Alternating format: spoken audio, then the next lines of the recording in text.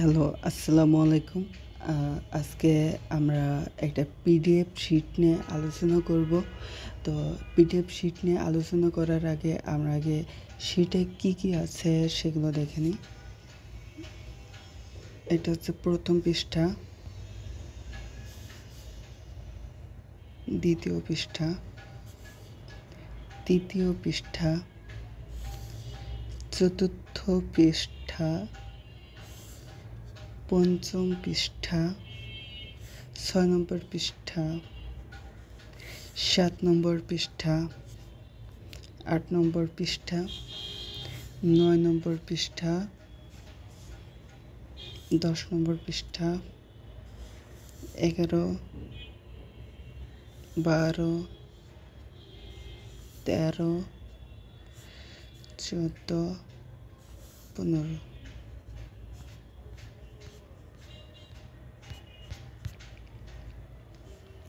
এর প্রথম হচ্ছে বক্তা যা বলে তাই হচ্ছে স্পিচ বা ন্যারেশন, অর্থাৎ আপনি যদি কিছু বলেন তাহলে আপনি বক্তা, আর আপনি যা বলবেন তাই হচ্ছে স্পিচ। অর্থাৎ আমি যদি বলি যে আমি ভাত খাই, যে আমি নিজে হচ্ছে বক্তা, এবং এই যে আমি ভাত খাই যে সেন্টেন্সটা বললাম এটা হচ্ছে আপনার স্পিচ। অর্থাৎ আমি যদি এখানে টাইপ করি যে আমার নাম তৌফিক, তো আমি তৌফিক সেজ, তৌফিক বলে যে, এখানে দেখা যাচ্ছে এটা বললাম যে আই ইট রাইস, রাইস। ওকে, তো এই যে ইনভার্টেড কমার মধ্যে যেটা থাকবে এটা হচ্ছে স্পিচ, ঠিক আছে। ইনভার্টেড কমার মধ্যে যেটা থাকবে সেটা হচ্ছে স্পিচ। আর এখানে যেটা থাকবে এটা হচ্ছে আমি বলছি, তাহলে এটা হচ্ছে রিপোর্টিং ভার্ব, এটা রিপোর্টিং ভার্ব, আর এটা রিপোর্টিং স্পিচ। ওকে, তো এখানে এবার এই ন্যারেশন স্পিচ আবার দুই প্রকার, এক হচ্ছে ডাইরেক্ট স্পিচ, আর একটা হচ্ছে ইনডাইরেক্ট স্পিচ। ডাইরেক্ট স্পিচ বলতে বোঝায় এই যে আমি নিজে যখন বলবো তখন হচ্ছে এটা স্পিচ। অর্থাৎ আমি একটু প্র্যাকটিক্যালি দেখানোর চেষ্টা করি।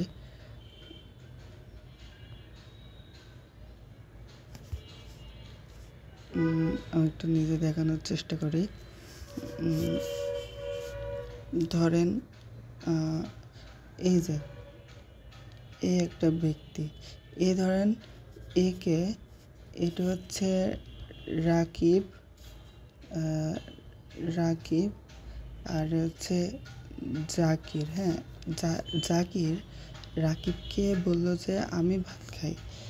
এবার রাকিব যখন এই যে ইয়ের কথা যখন রাকিব আরেকজন ব্যক্তির সাথে বলবে, আরেকজন ব্যক্তির সাথে যখন ইয়ের কথা এই 1 নম্বর ব্যক্তির কথা 2 নম্বর ব্যক্তির সাথে বলছে, যা এ বলছে, অর্থাৎ এ বলছে আমি ভাত খাই, তো এই ব্যক্তি শুনছে, লিসেনার।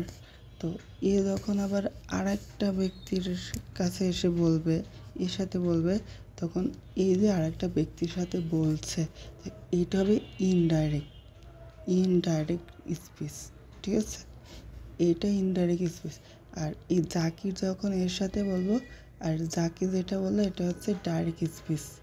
আর জাকিরের কথা যখন এই ব্যক্তি আরেকজনকে বলতেছে তখন এটা হবে ইনডাইরেক্ট। ওকে,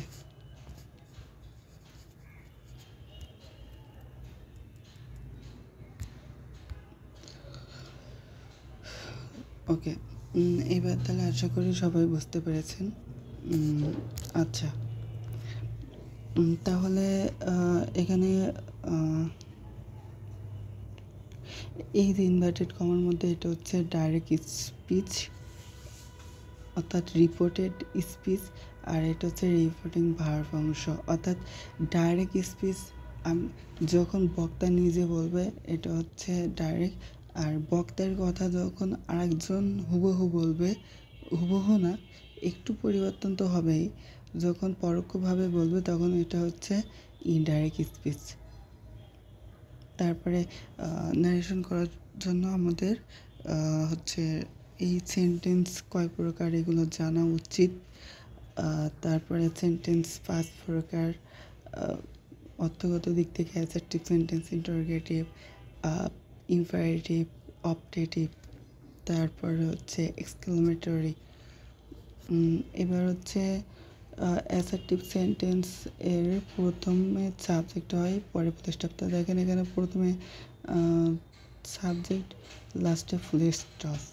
তো আমারও এই বাক্যে দেখেন প্রথমে সাবজেক্ট আর সাবজেক্টটাই আর লাস্টে ফুল স্টপ, তাহলে এটাও অ্যাসার্টিভ সেন্টেন্স। তারপরে আমাদের দ্বিতীয় হচ্ছে ইন্টারোগেটিভ হচ্ছে প্রথমে হচ্ছে সাহায্যকারী ভার্ব বা প্রশ্নবোধক থাকবে, লাস্টে জিজ্ঞাসা চিহ্ন। দেখেন এখানে হট দিয়ে যে প্রথমে প্রশ্নবোধক আছে, লাস্টে জিজ্ঞাসা চিহ্ন আছে, তাহলে এটা ইন্টারোগেটিভ। তারপরে হচ্ছে ইম্পারেটিভ ভার্ব দিয়ে শুরু হয় অথবা লেট দিয়ে শুরু হয়। তাহলে দেখেন এখানে ভার্ব দিয়ে শুরু হয়েছে আর লাস্টে শুরু হয়েছে, তাহলে এটা হচ্ছে ইম্পারেটিভ। যদি আমি বলি যে এই তুমি করো, তুমি কাজ করো, তাহলে তুমি কাজ করো বা হচ্ছে ডু দ্য ওয়ার্ক, এই যে কাজ করো, অর্থাৎ এখানে কেন আমরা সাবজেক্ট ইউজ করতেও পারি আবার নাও পারি। আর এখানে আমরা সাবজেক্ট কেন ইউজ করব না, এর কারণ হচ্ছে এখানে একটু বোঝার বিষয় আছে। যে ধরেন এখানে একটা ব্যক্তি আর এখানে একটা ব্যক্তি আছে। তো এই যে ধরেন দুই জায়গায় দুই ব্যক্তি আছে, হ্যাঁ, দুই ব্যক্তি আছে। তো এর নাম রাকিব, এর নাম জাকির। তো এই রাকিব আর জাকির, আমি যখন এর সাথে কোনো কথা বলবে তখন কি বারবার কি বলবে যে রাকিব এটা করো, রাকিব এই করো, সাকিব এই করো? বলবে না। এখানে কি বলবে যে যে এটা করবে, ওটা করবে, এটা করবে। কিন্তু ওইখানে কিন্তু রাকিবের নাম না হলেও চলে, কারণ এর সরাসরি মুখোমুখি অবস্থায় বলতেছে। তো যেরকম ধরেন আপনার আব্বু, ধরেন আপনি পড়তেছেন, ধরেন এই হচ্ছে এখানে বই পড়তেছেন আর আপনার আব্বু আসলো, এসে বললো যে এই খেতে আসো। তো এখানে কিন্তু আপনার নাম বলতেও পারে, নাও পারে। সো এখানে সাবজেক্ট থাকতেও পারে, কিন্তু ইম্পারেটিভের সবথেকে বোঝার উপায় হচ্ছে এর সাবজেক্ট থাকে না, আমরা উজ্জ রেখে দিই। এটা মাথায় রাখবো, ইম্পারেটিভের সাবজেক্ট উজ্জ থাকে। আচ্ছা, তারপরে হচ্ছে অপটেটিভ হলো আমরা কারোর উপরে আশা করা বা হচ্ছে কারোর আশীর্বাদ দেওয়া, দোয়া করা, এইগুলো হচ্ছে ইম্পারেটিভ সেন্টেন্স। ওকে, তারপরে হচ্ছে এক্সক্লেমেটরি কি বিস্ময় সূচক, অর্থাৎ ধরেন যে কারোর ক্ষতি হয়ে গেলে আমরা কি করি, কারোর ক্ষতি হয়ে গেলে আমরা কিন্তু ইনতি বিনতি করে, হ্যাঁ, আমরা কারোর কোনো কিছু ক্ষতি হলে আমরা কী করি, বলি যে ইস তার এরকম হয়ে গেল। তারপরে আমরা যদি কেউ যদি শুনি যে ভালো রেজাল্ট করছে, ও মাই গড, এরকম বলি না? তো এই সমস্ত যেসব ওয়ার্ড আছে যেগুলো আমাদের আনন্দ দেয়, বেদনা দেয়, এই ধরনের শব্দ হচ্ছে এক্সক্লেমেটরি সেন্টেন্স। তো আপনারা একটু এগুলো মুখস্থ রাখবেন, যে নাও থাকলে কী হয়, এগুলো মুখস্থ করবেন একটু। তারপরে কাম থাকলে গো, মার, এইগুলো। এবার আরেকটা জিনিস আপনাদের নোটস করে দিই, যে এই মেয়ে থাকলে কখন মাইট হবে, এটা থাকলে কখন এটা হবে। এটা হবে যখন এই যে আমি একটুখানি বলে দিই, এই পাশের যে অংশটা থাকবে, আবারও বলি, এই পাশের অংশ যদি পাস্ট টেন্সে থাকে, পাস্ট টেন্স অর্থাৎ past indefinite, past continuous, past perfect continuous, এর মধ্যে যদি এই কয়টা যদি থাকে তাহলে এইখানে এই জায়গাটায় যদি মাইট, মে, এখানে যদি মে, ক্যান, উইল যদি থাকে তাহলে ওটা চেঞ্জ হয়ে যাবে। অর্থাৎ এখানে যদি পাস্ট টেন্সের ওই কটা থাকে তাহলে এখানে যদি ক্যান থাকে তাহলে কুড হবে, মে থাকলে মাইড হবে, তারপরে হচ্ছে উল থাকলে উড হবে, তো পরিবর্তন হবে। আর এখানে যদি প্রেজেন্ট টেন্সে এখানে যেহেতু সে আছে প্রেজেন্ট ইন্ডিপেন্ডেন্ট, তাহলে এখানে ক্যান থাকলে ওই পাশেও ক্যান হবে, কোনো চেঞ্জ হবে না। আর আপনারা মাথায় রাখবেন যে এই অংশে প্রেজেন্ট টেন্সের চারটা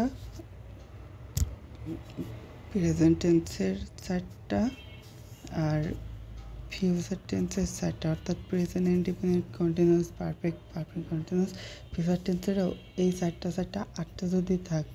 আটটা যদি থাকে তাহলে এই অংশের টেন্স চেঞ্জ হবে না, এটা লিখে নেবেন।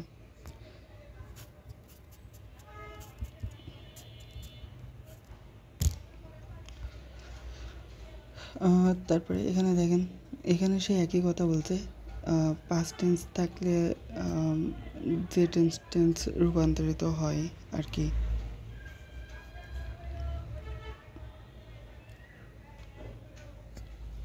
তো এখানে বলে দিয়েছে দেখেন, প্রেজেন্ট ইন্ডিপেন্ডেন্ট থাকলে পাস্ট ইন্ডিপেন্ডেন্ট, প্রেজেন্ট ইন্ডিপেন্ডেন্ট থাকলে পাস্ট ইন্ডিপেন্ডেন্ট, এগুলো আপনারা একটু দেখবেন,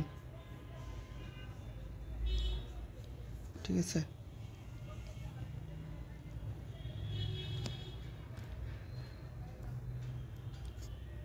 তারপরে রিপোর্টিং ভার্ব যদি প্রেজেন্ট টেন্স হয় তাহলে এর টেন্সের পরিবর্তন হয় না। ওই আমি যে বিষয়টা বললাম, দেখেন এটা প্রেজেন্ট ইন্ডিপেন্ডেন্ট,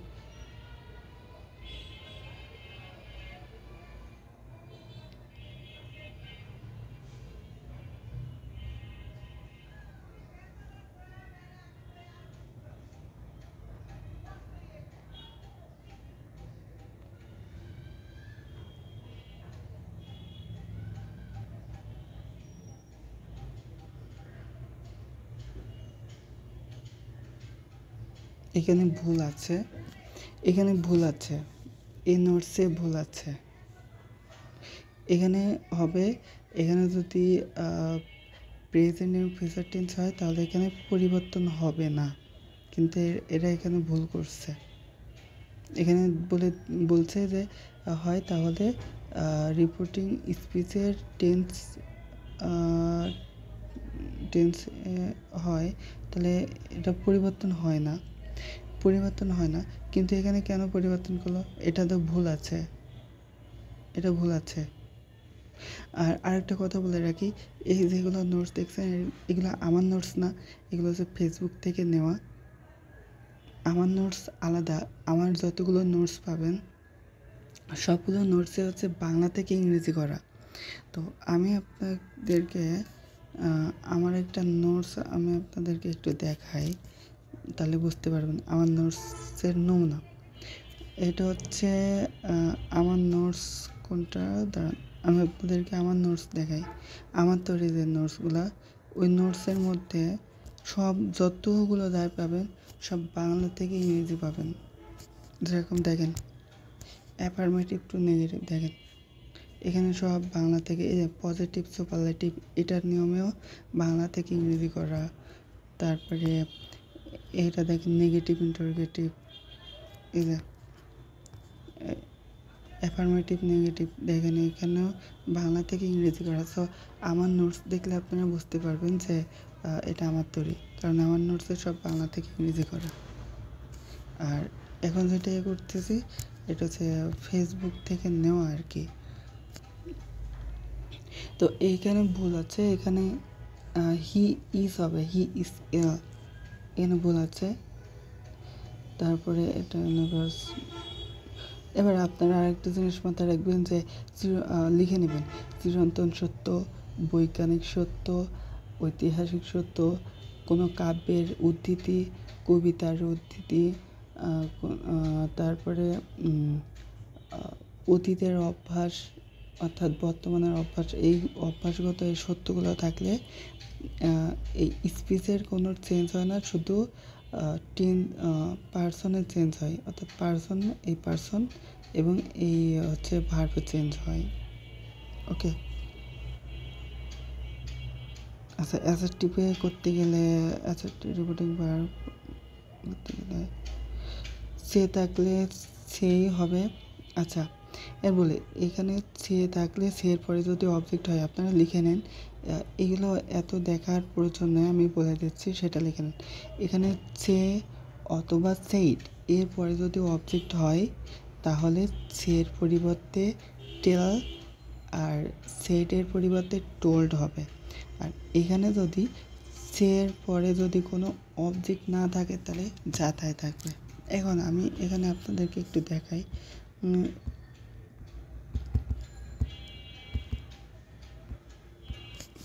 একটুখানি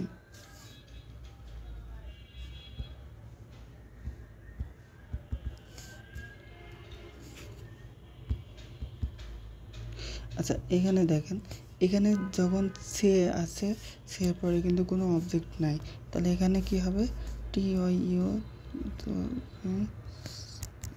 সে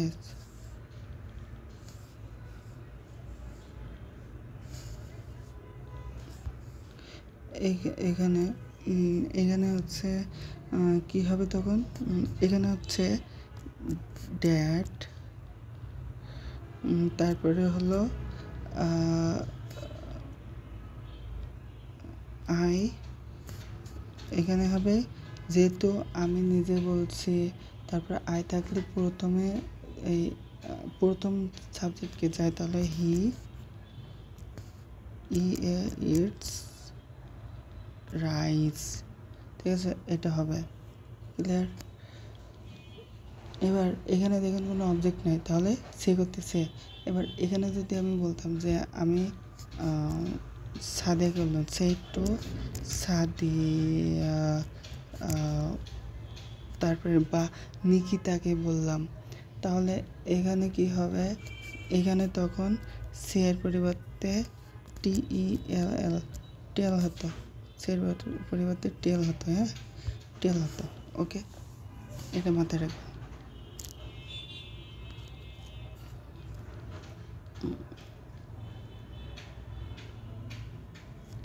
ইন্টারোগেটিভে আচ্ছা ইন্টারোগেটিভে হচ্ছে আস্ক অথবা কি enquiries of demand, want to know, এগুলো হতে পারে। তারপরে ইনভার্টেড কমার পরিবর্তে হচ্ছে ইফ বা ওয়েদার হয়। আচ্ছা এই যে এখানে দেখেন উইল আছে, তো এটা হচ্ছে ইন্টারোগেটিভ। তো ইন্টারোগেটিভে ইনভার্টেড কমা উঠে গেলে ইফ হয় বা ওয়েদার হয়, এখানে ওয়েদারও দিতে পারেন, ইফও দিতে পারেন। কিন্তু ডাব্লিউএস কোশ্চেন থাকলে আপনাদের হলো এই এখানে ই বা ওয়েদার হয় না। ডাব্লিউএস কোশ্চেন থাকলে জাস্ট হচ্ছে এই যেটা আছে ওটাই বসায় দিতে হয়, এখানে ওর পরিবর্তে কোনো কিছু হয় না। তারপরে ইম্পারেটিভ সেন্টেন্সে হচ্ছে এটার পরিবর্তে হচ্ছে রিকোয়েস্ট, তারপরে প্রে, এগুলো ইউজ করতে হয়, এগুলো আপনারা দেখে নেবেন।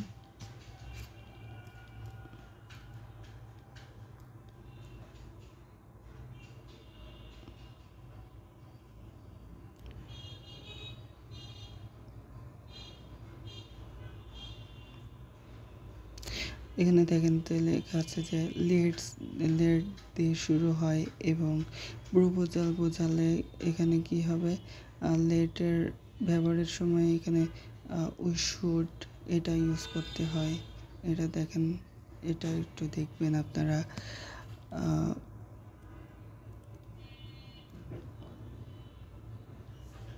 তারপরে এক্সক্লেমেটারিতে কি হয়, এক্সক্লেম উইথ জয়, চর অ্যাট, এগুলো হয়, এগুলো দেখবেন। এর প্যাসেজ ন্যারেশনের সময় কি হয়, প্যাসেজটি বক্তার এগুলো চিহ্নিত কোথায় কোনটা কে হচ্ছে শুনছে আর কে বলছে এটা শুনে বুঝতে হয়, অর্থাৎ কে বক্তা আর কে শ্রোতা এটা। তারপরে এখানে বলছে অ্যাসার্টিভ সেন্টেন্সে যখন আমরা সেন্টেন্স জোড়া দেওয়ার সময় যখন এটাকে আমরা জোড়া দিব তখন হচ্ছে অ্যাসার্টিভ সেন্টেন্সে অলসো সেড বা এগেন সেড অথবা অ্যাডিট এগুলো ইউজ করতে হয়। ইন্টারোগেটিভে আস্ক এগুলো ইউজ করতে হয়। তারপরে ইম্পারেটিভে এগুলো ইউজ হয়, অপটেটিভে এগুলো ইউজ হয়। তারপরে হচ্ছে এক্সক্লামেটরিতে। তারপরে দ্বিতীয়টা কি বলছে যে যদি বাই যদি থাকে তাহলে কি হবে, সাবজেক্ট প্লাস ভার্ব, তারপরে হচ্ছে অবজেক্ট, তারপরে হলো বাই। তো দেখেন প্রথমে কি আছে, সাবজেক্ট নুসরাত, তারপরে কি ভার্ব গুড, গুড বাই। হ্যাঁ, এটা ইউজ করতে হয় এইভাবে, অর্থাৎ এটা থেকে এভাবে ইউজ করতে হয়। তারপরে এটা এটা কোনো ক্লাস নয় ওইভাবে, এটা জাস্ট শিটটা দেখা যে শিটে ঠিক আছে কি না। এখান থেকে না যখন রিপোর্টিং বা স্পিচে গুড বা ব্যাড, গুড নাইট বা গুড মর্নিং এগুলো থাকে তখন কী হবে, রিপোর্টিং ভার্বের সাবজেক্ট। তো রিপোর্টিং ভার্বের সাবজেক্ট এই রিপোর্টিং ভার্ব এই হচ্ছে রিপোর্টিং ভার্ব অংশ, সাবজেক্ট হচ্ছে হি। তারপরে কি, তারপরে উইশ, এই উইশ। তারপরে কি, তারপরে হচ্ছে রিপোর্টিং ভার্ব, তাহলে ভার্ব কি এখানে কি বলছে প্লাস রিপোর্টিং ভার্বের অবজেক্ট, অর্থাৎ প্রথমে সাবজেক্ট, এই সাবজেক্ট, তারপরে কি উইশড, তারপরে কি রিপোর্টিং ভার্বের অবজেক্ট।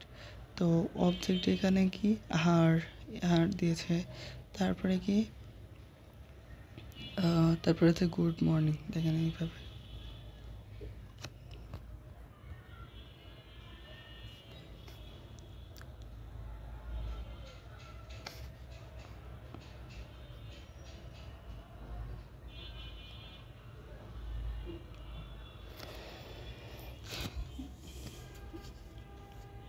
এখানে আরও একটা বিষয় দিয়েছে যে আই, উই, হি বা হচ্ছে দেয়ার, ইট, ইউ এগুলো সাবজেক্ট প্রোনাউন। এটাকে কি বলে, সাবজেক্ট প্রোনাউন বলে। সেন্টেন্সে সাবজেক্ট এবং বি এবং এগুলো এর অবজেক্ট হিসেবে প্রোনাউন্স বসে,